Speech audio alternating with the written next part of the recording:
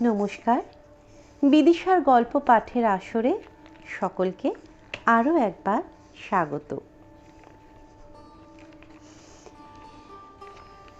রবীন্দ্রনাথ এমন একজন মানুষ, সাহিত্যের সকল শাখায় যার অবাধ বিচরণ। শুরুর আগেও থাকে আর এক শুরু, প্রদীপ জ্বালানোর আগে সলতে পাকানোর পর্ব। রবীন্দ্রনাথের হাতে বাংলা ছোট গল্পের বিকাশ ও বিস্তার, শৈশব অবস্থা থেকে যৌবনত্ব লাভ। রবি ঠাকুরের গল্পগুলো এমনই, সেই যে ছোট গল্প, শেষ হয়েও যার হয় না শেষ। তেমনই একটা ছোট গল্প, সম্পর্কে টানা পড়েন, ভালোবাসা, ভালো লাগা, অনুরাগ, পূর্বরাগের একটা ছোট্ট গল্প। গল্পের নাম অপরিচিতা। শুরু করা যাক, চল। আজ আমার বয়স 27 মাত্র। এ জীবনটা না দৈর্ঘ্যের হিসেবে বড়, না গুণের হিসেবে। তবু ইহার একটু বিশেষ মূল্য আছে। ইহা সেই ফুলের মতো যাহার বুকের ওপরে ভ্রমর আসিয়া বসিয়াছিল, এবং সেই পদক্ষেপের ইতিহাস তাহার জীবনের মাঝখানে ফলের মতো গুটি ধরিয়া উঠিয়াছে।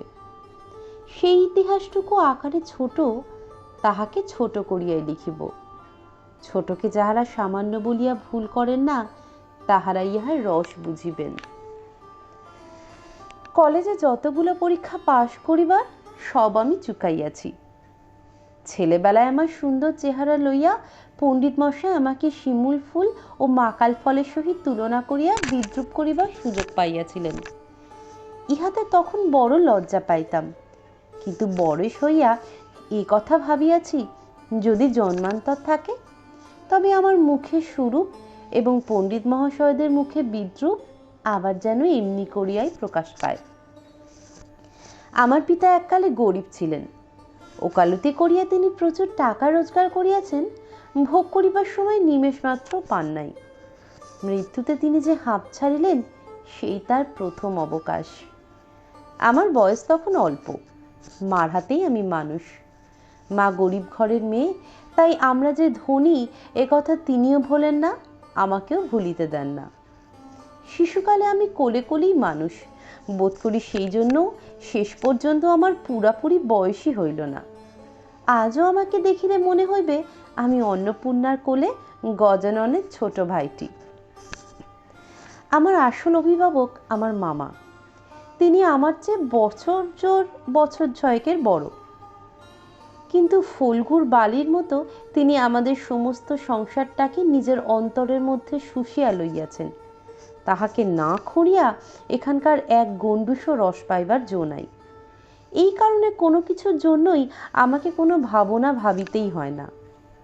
কন্যার পিতা মাত্রই স্বীকার করিবেন আমি সৎপাত্র। তামাকটুকু পর্যন্ত খাই না।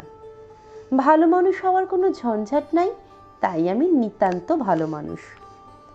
মাতার আদেশ মানিয়া চলিবার ক্ষমতা আমার আছে, বস্তুত না মানিবার ক্ষমতা আমার নাই। অন্তঃপুরের শাসনে চলিবার মতো করিয়াই আমি প্রস্তুত হইয়াছি। যদি কোনো কন্যা স্বয়ংবরা হন, তবে এই সুলক্ষণটি স্মরণ রাখিবেন। অনেক বড় ঘর হইতে আমার সম্বন্ধ আসিয়াছিল, কিন্তু মামা, যিনি পৃথিবীতে আমার ভাগ্যদেবতার প্রধান এজেন্ট, বিবাহ সম্বন্ধে তার একটা বিশেষ মত ছিল। ধনীর কন্যা তার পছন্দ নয়। আমাদের ঘরে যে মেয়ে আসিবে, সে মাথা হেট করিয়া আসিবে, এই তিনি চান। অথচ টাকার প্রতি আসক্তি তার অস্থিমজ্জায় জড়িত। তিনি এমন বেহাই চান, যাহার টাকা নাই, অথচ যে টাকা দিতে কসুর করিবে না, যাহাকে শোষণ করা চলিবে, অথচ বাড়িতে আসিলে গুড়গুড়ির পরিবর্তে বাঁধা হুকোয় তামাক দিলে যাহার নালিশ খাটিবে না। আমার বন্ধু হরিশ কানপুরে কাজ করে। সে ছুটিতে কলিকাতা আসিয়া আমার মন উতলা করিয়া দিল। সে বলিল, ওহে মেয়ে যদি বলো, একটি খাসা মেয়ে আছে। কিছুদিন পূর্বেই MA পাশ করিয়াছি। সামনে যত দূর পর্যন্ত দৃষ্টি চলে, ছুটি ধু ধু করিতেছে। পরীক্ষা নাই, উমেদারি নাই, চাকরি নাই, নিজের বিষয়ে দেখিবার চিন্তাও নেই, শিক্ষাও নাই, ইচ্ছাও নাই। থাকিবার মধ্যে ভিতরে আছেন মা এবং বাহিরে আছেন মামা। এই অবকাশের মরুভূমির মধ্যে আমার হৃদয় তখন বিশ্বব্যাপী নারী রূপের মরীচিকা দেখিতেছিল। আকাশে তাহার দৃষ্টি, বাতাসে তাহার নিঃশ্বাস, তরু মর্মরে তাহার গোপন কথা। এমন সময় হরিশ আসিয়া বলিল, মেয়ে যদি বলো তবে। আমার শরীর মন বসন্ত বাতাসে বকুল বনের নব পল্লব রাশির মতো কাঁপিতে কাঁপিতে আলো ছায়া ধুনিতে লাগিল। হরিশ মানুষটা ছিল রসিক, রস দিয়া বর্ণনা করিবার শক্তি তাহার ছিল, আর আমার মন ছিল তৃষার্ত। আমি হরিশকে বলিলাম, একবার মামার কাছে কথাটা পারিয়া দেখো। হরিশ আসর জমাইতে অদ্বিতীয়, তাই সর্বত্রই তাহার খাতির। মামাও তাহাকে পাইলে ছাড়িতে চান না। কথাটা তার বৈঠকে উঠিল। মেয়ের চেয়ে মেয়ের বাপের খবরটাই তার কাছে গুরুতর। বাপের অবস্থা তিনি যেমনটি চান তেমনটি। এককালে ইহাদের বংশ লক্ষ্মীর মঙ্গল ঘট ভরা ছিল, এখন তাহা শূন্য বলিলেই হয়, অথচ তলায় সামান্য কিছু বাকি আছে। দেশে বংশমর্যাদা রাখিয়া চলা সহজ নয় বলিয়া ইনি পশ্চিমে গিয়া বাস করিতেছেন। সেখানে গরিব গৃহস্থের মতোই থাকেন, একটি মেয়ে ছাড়া তার আর নাই কেউ। সুতরাং তাহারই পশ্চাতে লক্ষ্মীর ঘরটি একবারে উপর করিয়া দিতে দ্বিধা হইবে না, এ কথা বলাই বাহুল্য। এসব ভালো কথা, কিন্তু মেয়ের বয়স যে 15, তাই শুনিয়া মামার মন ভার হইল। বংশে তো কোনো দোষ নাই। না, দোষ নাই। বাপ কোথাও তাহার মেয়ের যোগ্য বর খুঁজিয়া পান না। একে তো বরের হাট মহার্ঘ, তাহার পর ধনুক ভাঙা পণ, কাজেই বাপ কেবলই সবুর করিতেছেন, কিন্তু মেয়ের বয়স সবুর করিতেছে না। যাই হোক, হরিশের সরস রসনার গুণ আছে। মামার মন নরম হইল। বিবাহের ভূমিকা অংশটা নির্বিঘ্নে সমাধা হইয়া গেল। কলিকাতার বাহিরে বাকি যে পৃথিবীটা আছে, সমস্তটাকেই মামা আন্দামান দ্বীপের অন্তর্গত বলিয়া জানেন। জীবনে একবার বিশেষ কাজে তিনি কোন্নগর পর্যন্ত গিয়াছিলেন। মামা যদি মনু হইতেন, তবে তিনি হাবড়ার পুল পার হওয়াটাকে তাহার সংহিতায় একেবারে নিষেধ করিয়া দিতেন। মনের মধ্যে ইচ্ছা ছিল নিজের চোখে মেয়ে দেখিয়া আসিব, সাহস করিয়া প্রস্তাব করিতে পারিলাম না। কন্যাকে আশীর্বাদ করিবার জন্য যাহাকে পাঠানো হইল, সে আমাদের বিনু দাদা, আমার পিস্তুত ভাই। তাহার মতো রুচি এবং দক্ষতার পরে আমি 16 আনা নির্ভর করিতে পারি। বিনুদা ফিরিয়া আসিয়া বহিল, মন্দ নয় হে, খাঁটি সোনা বটে। বিনু দাদার ভাষাটা অত্যন্ত আঁট। যেখানে আমরা বলি চমৎকার, সেখানে তিনি বলেন চলনসই। অতএব বুঝিলাম আমার ভাগ্যে প্রজাপতির সঙ্গে পঞ্চস্বরের কোনো বিরোধ নাই। বলা বাহুল্য, বিবাহ উপলক্ষে কন্যাপক্ষকেই কলিকাতায় আসিতে হইল। কন্যার পিতা শম্ভুনাথ বাবু হরিশকে কত বিশ্বাস করেন তাহার প্রমাণ এই যে, বিবাহের 3 দিন পূর্বে তিনি আমাকে প্রথম চক্ষে দেখেন এবং আশীর্বাদ করিয়া যান। বয়স তার 40-এর কিছু এপারে বা ওপারে। চুল কাঁচা, গোফে পাক ধরিতে আরম্ভ করিয়াছে মাত্র। সুপুরুষ বটে। ভিড়ের মধ্যে দেখিলে সকলের আগে তার উপরে চোখে পড়িবার মতো চেহারা। আশা করি আমাকে দেখিয়া তিনি খুশি হইয়াছিলেন। বোঝা শক্ত, কেননা তিনি বড়ই চুপচাপ। যে দুটি একটি কথা বলেন, যেন তাহাতে পুরা জোর দিয়া বলেন না। মামার মুখ তখন অনর্গল ছুটিতেছিল। ধনে মানে আমাদের স্থান যে শহরের কারো চেয়ে কম নয়, সেইটিকেই তিনি নানা প্রসঙ্গে প্রচার করিতেছিলেন। শম্ভুনাথবাবু এ কথায় একেবারে যোগই দিলেন না। কোনো ফাঁকে একটা হাঁ বা হুঁ কিছুই শোনা গেল না। আমি হইলে দমিয়া যাইতাম, কিন্তু মামাকে দমানো শক্ত। তিনি শম্ভুনাথবাবুর চুপচাপ ভাব দেখিয়া ভাবিলেন, লোকটা নিতান্ত নির্ভীক, একেবারে কোনো তেজ নাই। বেহাই সম্প্রদায়ের আজ্ঞাই থাক, তেজ ঠাকা তার দোষের। অতএব মামা মনে মনে খুশি হইলেন। শম্ভুনাথবাবু যখন উঠিলেন, তখন মামা সংক্ষেপে উপর হইতে তাকে বিদায় করিলেন, গাড়িতে তুলিয়া দিতে গেলেন না। পণ সম্বন্ধে দুই পক্ষে পাকাপাকি কথা ঠিক হইয়া গিয়াছিল। মামা নিজেকে অসামান্য চতুর বলিয়ায় অভিমান করিয়া থাকেন। কথাবার্তায় কোথাও তিনি কিছু ফাঁক রাখেন নাই। টাকার অঙ্ক তো স্থির ছিলই, তারপরে গহনা কত ভরির এবং সোনা কত দরের হইবে, সেও একেবারে বাঁধাবাঁধি হইয়া গিয়াছিল। আমি নিজে এ সমস্ত কথার মধ্যে ছিলাম না, জানিতাম না দেনা পাওনা কি স্থির হইল। মনে জানিতাম এই স্থূল অংশটাও বিবাহের একটা প্রধান অংশ, এবং সেই অংশের ভার যার ওপরে তিনি এক করাও ঠকিবেন না।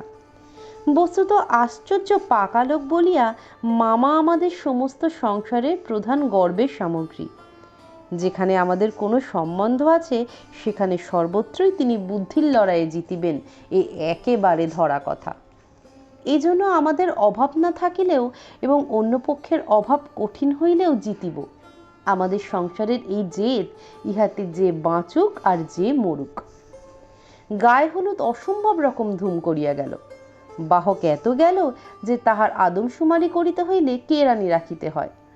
তাহাদিগকে বিদায় করিতে অপর পক্ষকে যে নাকাল হইতে হইবে সেই কথা স্মরণ করিয়া মামার সঙ্গে মা একযোগে বিস্তর হাসিলেন। ব্যান্ড, বাজি, শখের কনসার্ট প্রভৃতি যেখানে যত প্রকার উচ্চ শব্দ আছে সমস্ত একসঙ্গে মিশাইয়া বর্বর কোলাহলের মত্ত হস্তি দ্বারা সঙ্গীত সরস্বতীর পদ্মবন দলিত বিদলিত করিয়া আমি তো বিবাহ বাড়িতে গিয়া উঠিলাম। আংটিতে, হাড়েতে, জড়ি জহরাতে আমার শরীর যেন গহনার দোকান নিলামে জড়াইয়াছে বলিয়া বোধ হইল। তাহাদের ভাবি জামাইয়ের মূল্য কত সেটা যেন কতক পরিমাণে সর্বাঙ্গে স্পষ্ট করিয়া লিখিয়া ভাবি শ্বশুরের সঙ্গে মোকাবিলা করিতে চলিয়াছিলাম। মামা বিবাহ বাড়িতে ঢুকিয়া খুশি হইলেন না। একে তো উঠানটাতে বরযাত্রীদের জায়গা সংকুলন হওয়াই শক্ত, তাহার পরে সমস্ত আয়োজন নিতান্ত মধ্যম রকমের। ইহার পরে শম্ভুনাথ বাবুর ব্যবহারটাও নেতার ঠান্ডা। তার বিনয়টা অজস্র নয়, মুখে তো কথাই নাই। কোমরের চাদর বাঁধা, গলা ভাঙা, টাক পড়া, মিশকালো এবং বিপুল শরীর তার একটি উকিল বন্ধু যদি নিয়ত হাত জোর করিয়া মাথা হেলাইয়া নম্রতা স্মিত হাস্যে ও গদগদ বচনে কনসার্ট পার্টির করতাল বাজিয়ে হইতে শুরু করিয়া বরকর্তাদের প্রত্যেককে বারবার প্রচুর রূপে অভিষিক্ত করিয়া না দিতেন, তবে গোড়াতেই একটা এসপার ওসপার হইত। আমি সভায় বসিবার কিছুক্ষণ পরেই মামা শম্ভুনাথ বাবুকে পাশের ঘরে ডাকিয়া লইয়া গেলেন। কি কথা হইল জানি না, কিছুক্ষণ পরেই শম্ভুনাথ বাবু আমাকে আসিয়া বলিলেন, বাবাজি, একবার এই দিকে আসতে হচ্ছে।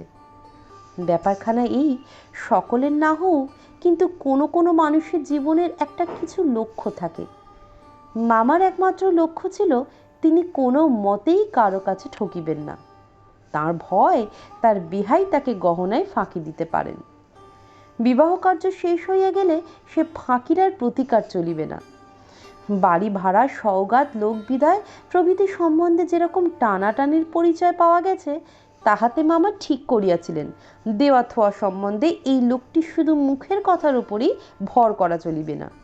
সেজন্য বাড়ির শ্যাকরাকে শুদ্ধ সঙ্গে আনিয়াছিলেন। পাশের ঘরে গিয়া দেখিলাম মামা এক তক্তপোষে এবং শ্যাকরা তাহার দাড়িপাল্লা, কোষ্ঠীপত্র প্রভৃতি লইয়া মেঝে বসিয়া আছে। শম্ভুনাথ বাবু আমাকে বলিলেন, তোমার মামা বলিতেছেন বিবাহের কাজ শুরু হইবার আগেই তিনি কনের সমস্ত গহনা যাচাই করিয়া দেখিবেন। ইহাতে তুমি কি বলো? আমি মাথা হেঁট করিয়া চুপ করিয়া রইলাম। মামা বলিলেন, ও আবার কি বলিবে, আমি যা বলিব তাহাই হইবে। শম্ভুনাথ বাবু আমার দিকে চাহিয়া কহিলেন, সেই কথা তবে ঠিক? উনি যা বলিবেন তাই হইবে? এ সম্বন্ধে তোমার কিছুই বলিবার নাই? আমি একটু ঘাড় নাড়ার ইঙ্গিতে জানাইলাম, এসব কথায় আমার সম্পূর্ণ অনধিকার। আচ্ছা তবে রোসো, মেয়ের গা হইতে সমস্ত গহনা খুলিয়া আনিতেছি। এই বলিয়া তিনি উঠিলেন। মামা বলিলেন, অনুপম এখানে কি করিবে, ও সভায় গিয়া বসুক। শম্ভুনাথ বলিলেন, না, সভায় নয়, এইখানেই বসিতে হইবে। কিছুক্ষণ পরে তিনি একখানা গামছায় বাঁধা গহনা আনিয়া তক্তপোষের ওপর মেলিয়া ধরিলেন। সমস্তই তার পিতামহীদের আমলের গহনা, হাল ফ্যাশনের সূক্ষ্ম কাজ নয়, যেমন মোটা তেমনই ভারী। শ্যাকরা গহনা হাতে তুলিয়া লইয়া বলিল, এ আর কি দেখিব, ইহাতে খাদ নাই, এমন সোনা এখনকার দিনে ব্যবহারই হয় না। এই বলিয়া সে মকর মুখা মোটা একটা বালায় একটু চাপ দিয়া দেখাইল, তাহা বাকিয়া যায়। মামা তখনই তাহার নোট বইয়ে গহনাগুলির ফর্দ টুকিয়া লইলেন, পাছে যাহা দেখানো হইল তাহা কোনোটা কম পড়ে। হিসাব করিয়া দেখিলেন গহনা যে পরিমাণ দিবার কথা, এগুলো সংখ্যায়, দরে এবং ভারে তার অনেক বেশি। গহনাগুলোর মধ্যে একজোড়া ইয়াররিং ছিল। শম্ভুনাথ সেইটে শ্যাকরার হাতে দিয়া বলিলেন, এইটা একবার পরখ করিয়া দেখো। শ্যাকরা কহিল, ইহা বিলাতি মাল, ইহাতে সোনার ভাগ সামান্যই আছে। শম্ভুবাবু ইয়াররিং জোড়া মামার হাতে দিয়া বলিলেন, এটা আপনারাই রাখিয়া দিন। মামা সেটা হাতে লইয়া দেখলেন, এই ইয়াররিং দিয়াই কন্যাকে তাহারা আশীর্বাদ করিয়াছিলেন। মামার মুখ লাল হইয়া উঠিল। দরিদ্র তাহাকে ঠকাইতে চাইবে, কিন্তু তিনি ঠকিবেন না, এই আনন্দ সংভোগ হইতে বঞ্চিত হইলেন এবং তাহার ওপরেও কিছু উপরি পাওনা জুটিল। অত্যন্ত মুখ ভার করিয়া বলিলেন, অনুপম, যাও তুমি সভায় গিয়া বসোগে। শম্ভুনাথবাবু বলিলেন, না, এখন সভায় বসিতে হইবে না, চলুন আগে আপনাদের খাওয়াইয়া দিই। মামা বলিলেন, সে কি কথা, লগ্ন? শম্ভুনাথবাবু বলিলেন, সেই জন্য কিছু ভাবিবেন না, এখন উঠুন। লোকটি নেহাত ভালো মানুষ ধরনের, কিন্তু ভিতরে বেশ একটু জোর আছে বলিয়া বোধ হইল। মামাকে উঠিতে হইল। বরযাত্রীদেরও আহার হইয়া গেল। আয়োজনের আড়ম্বর ছিল না, কিন্তু রান্না ভালো এবং সমস্ত বেশ পরিষ্কার পরিচ্ছন্ন বলিয়া সকলেরই তৃপ্তি হইল। বরযাত্রীদের খাওয়া শেষ হইলে শম্ভুনাথবাবু আমাকে খাইতে বলিলেন। মামা বলিলেন, সে কি কথা, বিবাহের পূর্বে বর খাইবে কেমন করিয়া? এ সম্বন্ধে মামার কোনো মত প্রকাশকে তিনি সম্পূর্ণ উপেক্ষা করিয়া আমার দিকে চাহিয়া বলিলেন, তুমি কি বলো, বসিয়া যাইতে দোষ কিছু আছে? মূর্তিমতী মাতৃ আজ্ঞা স্বরূপে মামা উপস্থিত, তার বিরুদ্ধে চলা আমার পক্ষে অসম্ভব। আমি আহারে বসিতে পারিলাম না। তখন শম্ভুনাথবাবু মামাকে বলিলেন, আপনাদিগকে অনেক কষ্ট দিয়াছি, আমরা ধনী নই, আপনাদের যোগ্য আয়োজন করিতে পারি নাই, ক্ষমা করিবেন। রাত হইয়া গেছে, আর আপনাদের কষ্ট বাড়াইতে ইচ্ছা করি না। এখন তবে? মামা বলিলেন, তা সবাই চলুন, আমরা তো প্রস্তুত আছি। শম্ভুনাথ বলিলেন, তবে আপনাদের গাড়ি বলিয়া দিই। মামা আশ্চর্য হইয়া বলিলেন, ঠাট্টা করিতেছেন নাকি? শম্ভুনাথ কহিলেন, ঠাট্টা তো আপনিই করিয়া সারিয়াছেন, ঠাট্টার সম্পর্কটাকে স্থায়ী করিবার ইচ্ছা আমার নাই। মামা দুই চোখ এত বড় করিয়া মেলিয়া অবাক হইয়া রইলেন। শম্ভুনাথ কহিলেন, আমার কন্যার গহনা আমি চুরি করিব, এ কথা যারা মনে করে তাদের হাতে আমি কন্যা দিতে পারি না। আমাকে একটি কথা বলাও তিনি আবশ্যক বোধ করিলেন না, কারণ প্রমাণ হইয়া গেছে আমি কেহই নই। তারপরে যা হইল সে আমি বলিতে ইচ্ছা করি না। ঝাড় লণ্ঠন ভাঙিয়া চুরিয়া জিনিসপত্র লণ্ডভণ্ড করিয়া বরযাত্রীর দল দক্ষ যজ্ঞের পালা সারিয়া বাহির হইয়া গেল। বাড়ি ফিরিবার সময় ব্যান্ড, রসন চৌকি ও কনসার্ট একসঙ্গে বাজিল না, এবং অভ্রের ঝাড়গুলো আকাশের তারার উপর আপনাদের কর্তব্যের বরাত দিয়া কোথায় যে মহানির্বাণ লাভ করিল, সন্ধান পাওয়া গেল না। বাড়ির সকলে তো রাগিয়া আগুন। কন্যার পিতার এত গুমর, করি যে 4 পোয়া হইয়া আসিল। সকলে বলিল, দেখি মেয়ের বিয়ে দেন কেমন করিয়া। কিন্তু মেয়ের বিয়ে হইবে না এ ভয় যার মনে নাই, তাহার শাস্তির উপায় কি? সমস্ত বাংলাদেশের মধ্যে আমি একমাত্র পুরুষ যাহাকে কন্যার বাপ বিবাহের আসর হইতে নিজে ফিরাইয়া দিয়াছে। এত বড় সৎপাত্রের কপালে এত বড় কলঙ্কের দাগ কোন নষ্ট গ্রহ এত আলো জ্বালাইয়া বাজনা বাজাইয়া সমারোহ করিয়া আঁকিয়া দিল? বরযাত্ররা এই বলিয়া কপাল চাপড়াইতে লাগিল যে বিবাহ হইল না, অথচ আমাদের ফাঁকি দিয়া খাওয়াইয়া দিল। পাকযন্ত্রটাকে সমস্ত অন্ন শুদ্ধ সেখানে টান মারিয়া ফেলিয়া দিয়ে আসিতে পারিলে তবে আফসোস মিটিত। বিবাহের চুক্তিভঙ্গ ও মানহানির দাবিতে নালিশ করিব বলিয়া মামা অত্যন্ত গোল করিয়া বেড়াইতে লাগিলেন। হিতৈষীরা বুঝাইয়া দিল, তাহা হইলে তামাশার যেটুকু বাকি আছে তাহা পুরা হইবে। বলা বাহুল্য, আমিও খুব রাগিয়াছিলাম। কোন গতিকে শম্ভুনাথ বিষম জব্দ হইয়া আমাদের পায়ে ধরিয়া আসিয়া পড়েন, গোফের রেখায় তা দিতে দিতে এইটেই কেবল কামনা করিতে লাগিলাম। কিন্তু এই আক্রোশের কালো রঙের স্রোতের পাশাপাশি আর একটা স্রোত বহিতেছিল, যেটার রং একেবারেই কালো নয়। সমস্ত মন যে সেই অপরিচিতার পানে ছুটিয়া গিয়াছিল, এখনো যে তাহাকে কিছুতেই টানিয়া ফিরাইতে পারি না। দেয়ালটুকুর আড়ালে রহিয়া গেল গো। কপালে তার চন্দন আঁকা, গায়ে তার লাল শাড়ি, মুখে তার লজ্জার রক্তিমা। হৃদয়ের ভিতরে কি যে কেমন করিয়া বলিব, আমার কল্পলোকের কল্পলতাটি বসন্তের সমস্ত ফুলের ভার আমাকে নিবেদন করিয়া দিবার জন্য নত হইয়া পড়িয়াছিল। হাওয়া আসে, গন্ধ পাই, পাতার শব্দ শুনি, কেবল আর একটি মাত্র পা ফেলার অপেক্ষা। এমন সময় সেই এক পদক্ষেপের দূরত্বটুকু এক মুহূর্তে অসীম হইয়া উঠিল। এতদিন যে প্রতি সন্ধ্যায় আমি বিনুদার বাড়িতে গিয়া তাহাকে অস্থির করিয়া তুলিয়াছিলাম, বিনুদার বর্ণনার ভাষা অত্যন্ত সংকীর্ণ বলিয়াই তার প্রত্যেকটি কথা স্ফুলিঙ্গের মতো আমার মনের মাঝখানে আগুন জ্বালিয়া দিয়াছিল। বুঝিয়াছিলাম মেয়েটির রূপ বড় আশ্চর্য, কিন্তু না দেখিলাম তাহাকে চোখে, না দেখিলাম তার ছবি, সমস্তই অস্পষ্ট হইয়া রহিল। বাহিরে তো সে দেখা দিলই না, ধরা দিলই না, তাহাকে মনেও আনিতে পারিলাম না। এই জন্য মন সেদিনকার সেই বিবাহ সভার দেওয়ালটার বাইরে ভূতের মতো দীর্ঘ নিঃশ্বাস ফেলিয়া বেড়াইতে লাগিল। হরিশের কাছে শুনিয়াছি মেয়েটিকে আমার ফটোগ্রাফ দেখানো হইয়াছিল। পছন্দ করিয়াছে বই কি, না করিবার তো কোনো কারণ নাই। আমার মন বলে সে ছবি তার কোনো একটি বাক্সের মধ্যে লুকানো আছে। একলা ঘরে দরজা বন্ধ করিয়া এক একদিন নিরালা দুপুরবেলা সে কি সেটি খুলিয়া দেখে না? যখন ঝুঁকিয়া পড়িয়া দেখে, তখন ছবিটির উপরে কি তার মুখের দুই ধার দিয়া এলোচুল আসিয়া পড়ে না? হঠাৎ বাহিরে কারো পায়ের শব্দ পাইলে সে কি তাড়াতাড়ি তার সুগন্ধ আঁচলের মধ্যে ছবিটিকে লুকাইয়া ফেলে না? দিন যায়, একটা বৎসর গেল। মামা তো লজ্জায় বিবাহ সম্বন্ধের কথা তুলিতেই পারেন না। মার ইচ্ছা ছিল আমার অপমানের কথা যখন সমাজের লোকে ভুলিয়া যাইবে, তখন বিবাহের চেষ্টা দেখিবেন। এদিকে আমি শুনিলাম সে মেয়ের নাকি ভালো পাত্র জুটিয়াছিল, কিন্তু সে পণ করিয়াছে বিবাহ করিবে না। শুনিয়া আমার মন পুলকের আবেশে ভরিয়া গেল। আমি কল্পনায় দেখিতে লাগিলাম সে ভালো করিয়া খায় না, সন্ধ্যা হইয়া আসে চুল বাঁধিতে ভুলিয়া যায়। তার বাপ তার মুখের পানে চান আর ভাবেন আমার মেয়ে দিনে দিনে এমন হইয়া যাইতেছে কেন। হঠাৎ কোনোদিন তার ঘরে আসিয়া দেখেন মেয়ের দুই চক্ষু জলে ভরা। জিজ্ঞাসা করেন, মা তোর কি হইয়াছে বল আমাকে।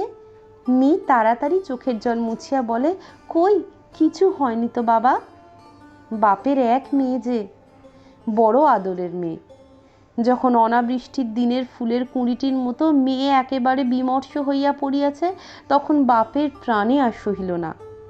অভিমান ভাসাইয়া দিয়া তিনি ছুটিয়া আসিলেন আমাদের দ্বারে। তারপরে মনের মধ্যে সেই যে কালো রঙের ধারাটা বহিতেছে, সে যেন কালো সাপের মতো রূপ ধরিয়া ফোঁস করিয়া উঠিল। সে বলিল, বেশ তো, আর একবার বিবাহের আসর সাজানো হোক, আলো জ্বলুক, দেশ বিদেশের লোকের নিমন্ত্রণ হোক, তারপরে তুমি বরের টোপর পায়ে দলিয়া দলবল লইয়া সভা ছাড়িয়া চলিয়া আসো। কিন্তু যে ধারাটি চোখের জলের মতো শুভ্র, সে রাজহংসের রূপ ধরিয়া বলিল, যেমন করিয়া আমি একদিন দময়ন্তীর পুষ্পবনে গিয়াছিলাম, তেমনি করিয়া আমাকে আর একবার উড়িয়া যাইতে দাও। আমি বিরোহিণীর কানে কানে একবার সুখের খবরটা দিয়ে আসি গে। তারপরে দুঃখের রাত পোহাইল, নববর্ষার জল পড়িল, ম্লান মুখটি তুলিল। এবারে সে দেওয়ালটির বাহিরে রইল সমস্ত পৃথিবীর আর সবাই, আর ভিতরে প্রবেশ করিল একটি মাত্র মানুষ। তারপরে আমার কথাটি ফুরালো। কিন্তু কথা এমনি করিয়া ফুরাইল না। যেখানে আসিয়া তাহা অফুরান হইয়াছে, সেখানকার বিবরণ একটুখানি বলিয়া আমারে লেখা শেষ করিয়া দিই। মাকে লইয়া তীর্থে চলিয়াছিলাম। আমার উপরেই ভার ছিল, কারণ মামা এবারেও হাবড়ার পুল পার হন নাই। রেলগাড়িতে ঘুমাইতেছিলাম। ঝাঁকানি খাইতে খাইতে মাথার মধ্যে নানা প্রকার এলোমেলো শব্দের ঝুমঝুমি বাজিতেছিল। হঠাৎ কোন একটা স্টেশনে জাগিয়া উঠিলাম। আলোতে অন্ধকারে মেশা সেও এক স্বপ্ন।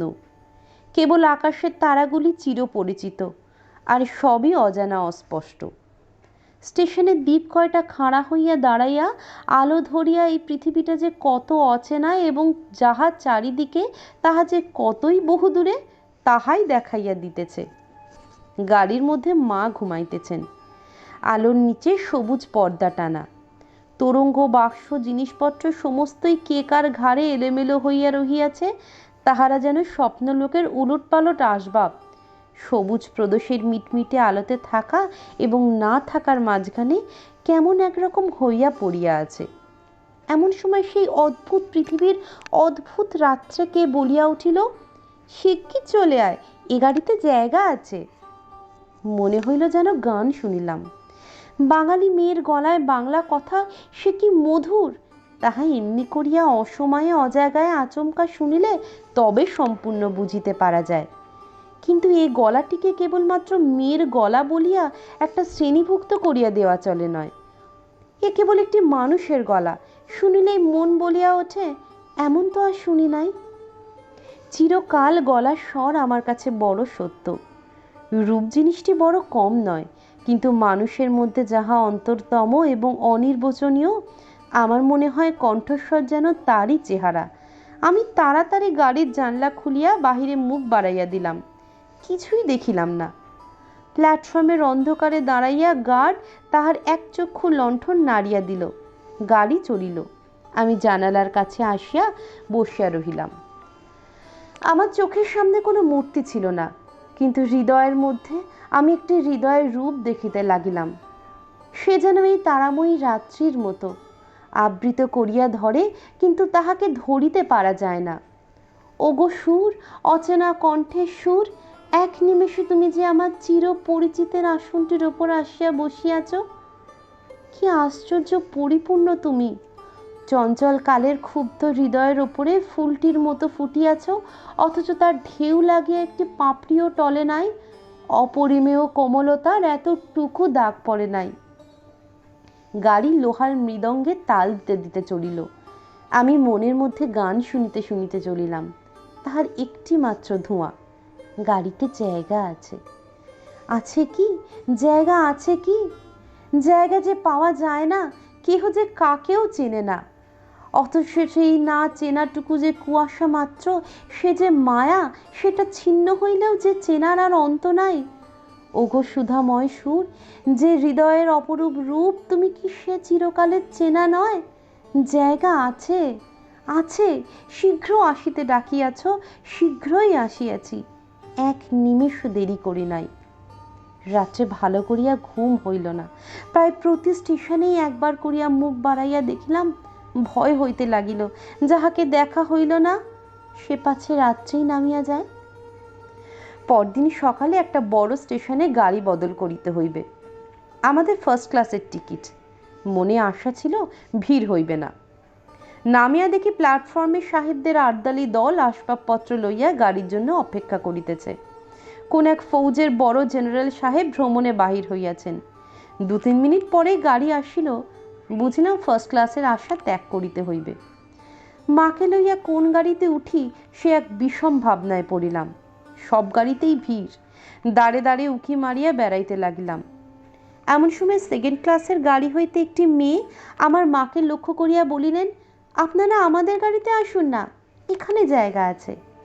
আমি তো চমকিয়া উঠিলাম। সেই আশ্চর্য মধুর কণ্ঠ এবং সেই গানেরই ধুয়ো। জায়গা আছে। ক্ষণমাত্র বিলম্ব না করিয়া মাকে লইয়া গাড়িতে উঠিয়া পড়িলাম। জিনিসপত্র তুলিবার প্রায় সময় ছিল না। আমার মতো অক্ষম দুনিয়ায় নাই। সেই মেয়েটি কুলিদের হাত হইতে তাড়াতাড়ি চলতি গাড়িতে আমাদের বিছানাপত্র টানিয়া লইল।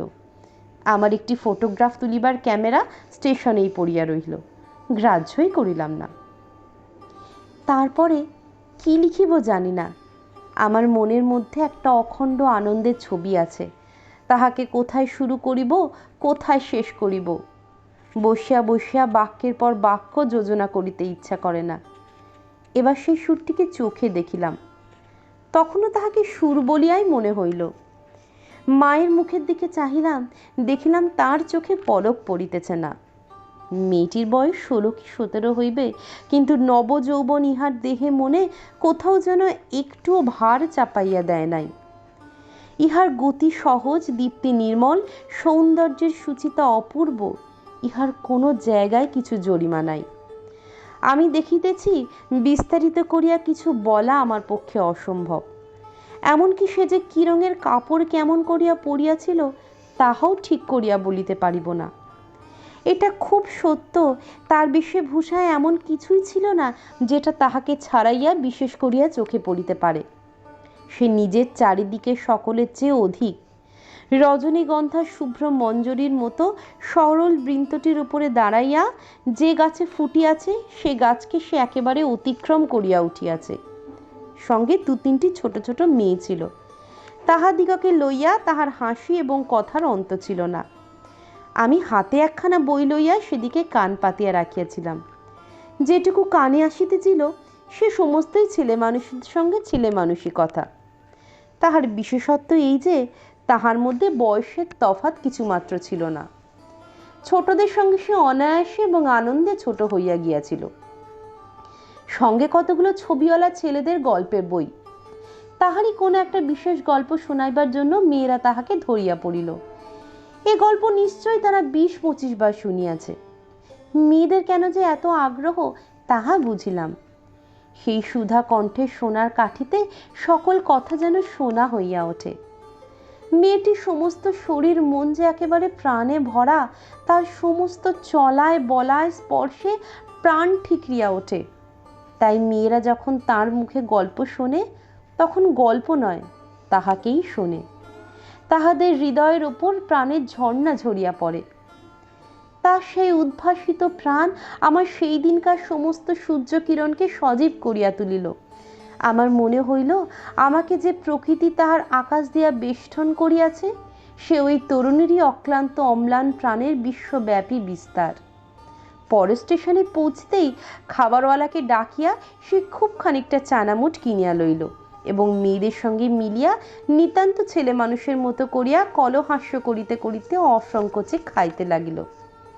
আমার প্রকৃতি যে জাল দিয়া বেড়া, আমি কেন বেশ সহজে হাসি মুখে মেয়েটির কাছ থেকে এই চানা এক মুঠা চাহিয়া লইতে পারিলাম না? হাত বাড়াইয়া দিয়া কেন আমার লোভ স্বীকার করিলাম না? মা ভালো লাগা ও মন্দ লাগার মধ্যে দোমনা হইয়াছিলেন। গাড়িতে আমি পুরুষ মানুষ, তবু ইহার কিছুমাত্র সংকোচ নাই। বিশেষত এমন লোভীর মতো খাইতেছে সেটা ঠিক তার পছন্দ হইতেছিল না। কিন্তু ইহাদের বেহায়া বলিলেও তার ভ্রম হয় নাই। তার মনে হইল এ মেয়ের বয়স হইয়াছে কিন্তু শিক্ষা হয় নাই। মা হঠাৎ কারোর সঙ্গে আলাপ করিতে পারেন না, মানুষের সঙ্গে দূরে দূরে থাকাই তার অভ্যাস। এই মেয়েটির পরিচয় লইতে তার খুব ইচ্ছা, কিন্তু স্বাভাবিক বাঁধা কাটাইয়া উঠিতে পারিতেছিলেন না। এমন সময় গাড়ি একটা বড় স্টেশনে আসিয়া থামিল। সেই জেনারেল সাহেবের একদল অনুষঙ্গী এই স্টেশন হইতে উঠিবার উদ্যোগ করিতেছে। গাড়িতে কোথাও জায়গা নাই। বারবার আমাদের গাড়ির সামনে দিয়া তারা ঘুরিয়া গেল। মা তো ভয়েই আড়ষ্ট। আমিও মনের মধ্যে শান্তি পাইতেছিলাম না।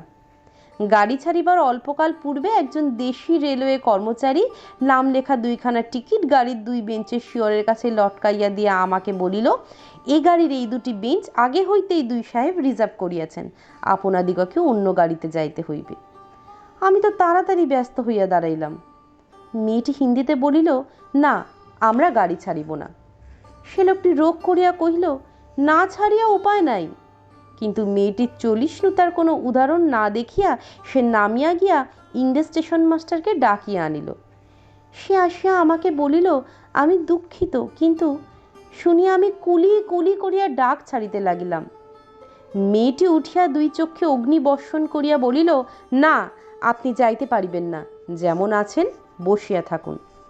বলিয়া সে দ্বারের কাছে দাঁড়াইয়া স্টেশন মাস্টারকে ইংরাজি ভাষায় বলিল, এ গাড়ি আগে হইতে রিজার্ভ করা এ কথা মিথ্যা কথা, বলিয়া নাম লেখার টিকিট খুলিয়া প্ল্যাটফর্মে ছুঁড়িয়া ফেলিয়া দিল। ইতিমধ্যে আটদালি সমেত ইউনিফর্ম পরা সাহেব দ্বারের কাছে আসিয়া দাঁড়াইয়াছে। গাড়িতে সে তার আসবাব উঠাইবার জন্য আটদালিকে প্রথমে ইশারা করিয়াছিল।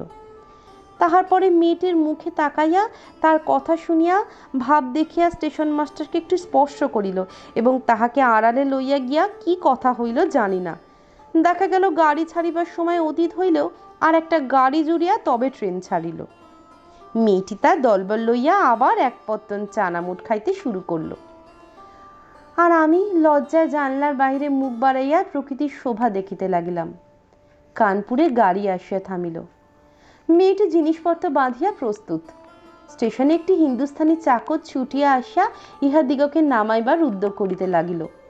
মা তখন আর থাকিতে পারিলেন না, জিজ্ঞাসা করিলেন, তোমার নাম কি মা?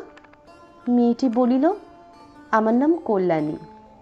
শুনিয়া মা এবং আমি দুজনেই চমকিয়া উঠিলাম। তোমার বাবা? তিনি এখানকার ডাক্তার, তার নাম শম্ভুনাথ সেন। তারপরে সবাই নামিয়া গেল। মামার নিষেধ অমান্য করিয়া মাতৃ আজ্ঞা ঠেলিয়া তারপর আমি কানপুরে আসিয়াছি। কল্যাণীর বাপ এবং কল্যাণীর সঙ্গে দেখা হইয়াছে। হাত জোর করিয়াছি, মাথা হেঁট করিয়াছি। শম্ভুনাথ বাবুর হৃদয় গলিয়াছে। কল্যাণী বলে, আমি বিবাহ করিব না। আমি জিজ্ঞাসা করিলাম, কেন? সে বলিল, মাতৃ আজ্ঞা। কি সর্বনাশ, সে পক্ষেও মাতুল আছে নাকি? তারপরে বুঝিলাম মাতৃভূমি আছে। সেই বিবাহ ভাঙার পর হইতেই কল্যাণী মেয়েদের শিক্ষার ব্রত গ্রহণ করিয়াছে। কিন্তু আমি আশা ছাড়িতে পারিলাম না। সেই সুরটি যে আমার হৃদয়ের মধ্যে আজও বাজিতেছে। সে যেন কোন ওপারের বাঁশি আমার সংসারের বাহির হইতে আসিল, সমস্ত সংসারের বাহিরে ডাক দিল। আর সেই যে রাত্রির অন্ধকারের মধ্যে আমার কানে আসিয়াছিল, জায়গা আছে, সে যে আমার চিরজীবনের গানের ধুয়ো হইয়া রইল। তখন আমার বয়স ছিল 23, এখন হইয়াছে 27। এখনো আশা ছাড়ি নাই, কিন্তু মাতুলকে ছাড়িয়াছি। নিতান্ত এক ছেলে বলিয়া মা আমাকে ছাড়িতে পারেন নাই। তোমরা মনে করিতেছ আমি বিবাহের আশা করি? না, কোনো কালেই না। আমার মনে আছে কেবল সেই এক রাত্রির অজানা কণ্ঠের মধুর সুরের আশা। জায়গা আছে, নিশ্চয়ই আছে, নইলে দাঁড়াবো কোথায়? তাই বৎসরের পর বৎসর যায়, আমি এইখানেই আছি। দেখা হয়, সেই কণ্ঠ শুনি। যখন সুবিধে পাই তার কিছু কাজ করিয়া দিই, আর মন বলে, এই তো জায়গা পাইয়াছি। ওগো অপরিচিতা, তোমার পরিচয় শেষ হইল না, শেষ হইবে না। কিন্তু ভাগ্য আমার ভালো, এই তো আমি জায়গা পাইয়াছি। সকলকে অনেক ধন্যবাদ। গল্পটি ভালো লাগলে লাইক করবেন, শেয়ার করবেন, আর আমার চ্যানেলটিকে সাবস্ক্রাইব করে দেবেন। ধন্যবাদ।